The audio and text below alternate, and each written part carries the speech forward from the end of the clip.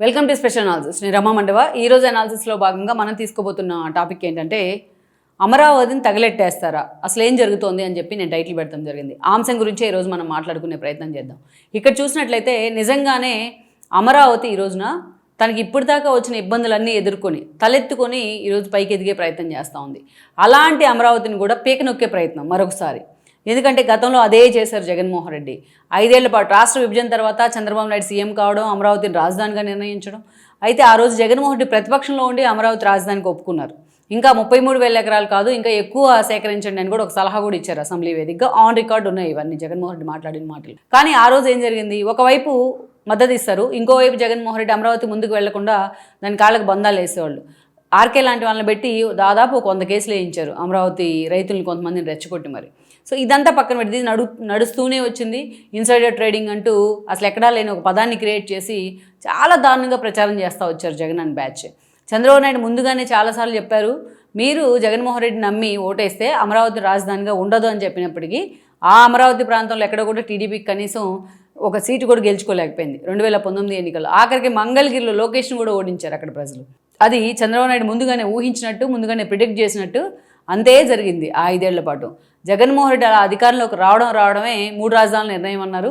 అమరావతిని శాసన రాజధానిగా కంటిన్యూ చేస్తామంటే అమరావతికి భూములు ఇచ్చిన రైతులంతా రోడ్డెక్కే ప్రయత్నం చేశారు.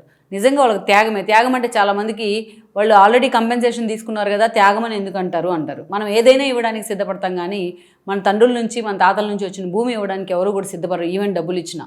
సో అదొక ఎమోషన్. చంద్రబాబు నాయుడు పేరు చూసి, ఆయనకున్న బ్రాండ్ చూసి ఆ స్థాయిలో వాళ్ళు ల్యాండ్ పూలింగ్కి ఒప్పుకున్నారు ఆ రోజు. అయితే జగన్మోహన్ రెడ్డి చేసిన విధ్వంసం 5 ఏళ్ల పాటు రైతుల మీద చెయ్యని దాష్టీకాలే లేవు జగన్మోహన్ రెడ్డి.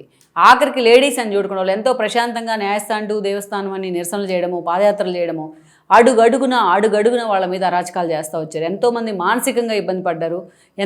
కొంతమంది హార్షోగులతో ప్రాణాలు కూడా పోగొట్టుకున్నారు. మహిళా రైతులను కూడా వాళ్ళ క్యారెక్టర్ని కూడా అసాసినేషన్ చేసేలాగా అవమానించడం జరిగింది.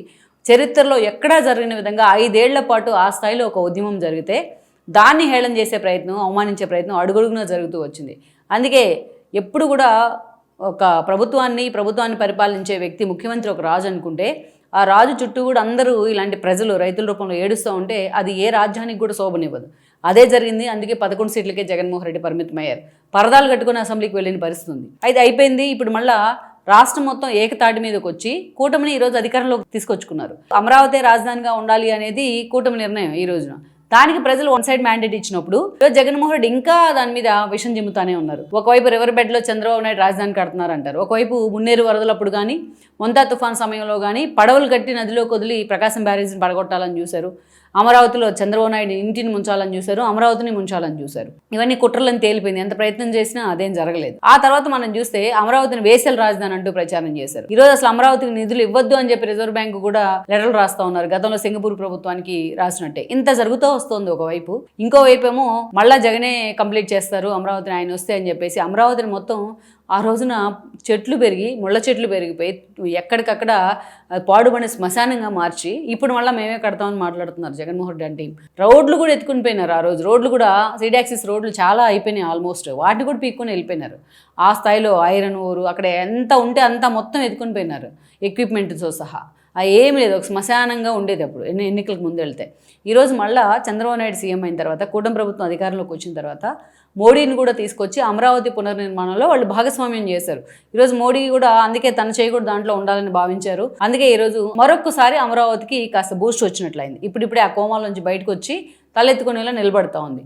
అందుకే మళ్ళీ అమరావతి అనేది తెర మీదకి వస్తే ఈరోజు చంద్రబాబు నాయుడుకో కూటమి ప్రభుత్వానికో పేరు వస్తుంది. అందుకే దాన్ని ఎలాగలాగా తొక్కే ప్రయత్నంలోనే ఈరోజు కొత్త సంచలనాలు బయటకు వస్తూ ఉన్నాయి. గతంలో అక్కడ అమరావతి పరిసర ప్రాంతాల్లో అరటి తోటలు తగలబెట్టారు. ఆ హిస్టరీ ఉంది వాళ్ళకి, వైసీపీకి. నందిగం సురేషే దాన్ని వెనుకున్నారనేది అందరికీ తెలిసిన విషయమే. అంతేకాదు అమరావతిని ముంచేసే ప్రయత్నం చేశారు. అమరావతి ప్రాంతంలో కట్టిన అసెంబ్లీకి 5 years ఎప్పుడు ఏ వరదలు వచ్చినా కూడా వర్షం లీక్ అవుతూ ఉంది, మొత్తం జగన్ క్యాబిన్తో సహా అన్నీ తడిచిపోతుందని ప్రచారం చేసేవాళ్ళు, పైపులు కట్ చేసి మరి 5 ఏళ్ల పాటు జగన్ సీఎంగా ఉన్నారు. ఎన్నోసార్లు వరదలు వచ్చాయి, వర్షాలు పడ్డాయి, ఎప్పుడు కూడా లీకేజ్ కాలే. ఇది ఎప్పుడు టీడీపీ ప్రశ్నించలేదు. సరే అయిపోయింది, అది కూడా అయిపోయింది అనుకున్నాం. మనం చూస్తే ఒక నెల రోజుల్లోనే 2 సార్లు అక్కడ పైపులు తగలబడిన పరిస్థితి ఉంది. ఆల్మోస్ట్ ఒక 20 రోజుల క్రితం మనం చూస్తే వెలగపూడిలో ఆ రోజు పైపులు తగలబడ్డాయి. అది కూడా మనం చూస్తే ఎల్ఎన్టీ అక్కడ లోకల్గా సెవరేజ్ కానీ అదేవిధంగా సీడ్ యాక్సెస్ రోడ్డుకి ఇరువైపులా వాటర్ పైప్స్ కానీ ఇవన్నీ చాలా భారీ స్థాయిలో తీసుకొచ్చి అక్కడ డంప్ చేశారు వాళ్ళు తమ చేసే వర్క్లో భాగంగా. బట్ ఆ పైపులు తగిలిపెట్టే ప్రయత్నం చేస్తే అక్కడికి అసలు వెళ్ళడానికి కనీసం మీడియా కవరేజ్ కూడా ఇబ్బందికరంగా ఉండేలాగా అంత పొగలు దట్టంగా వ్యాపించి భయంకపితమైన ఒక వాతావరణం ఉండింది అక్కడ. ఎవరో దాన్ని గడ్డేసి మరీ కిరోసిన్ పోసి అక్కడ తీసుకొచ్చి తగలబెట్టారని ఆనవాళ్ళని కూడా గుర్తించడం జరిగింది.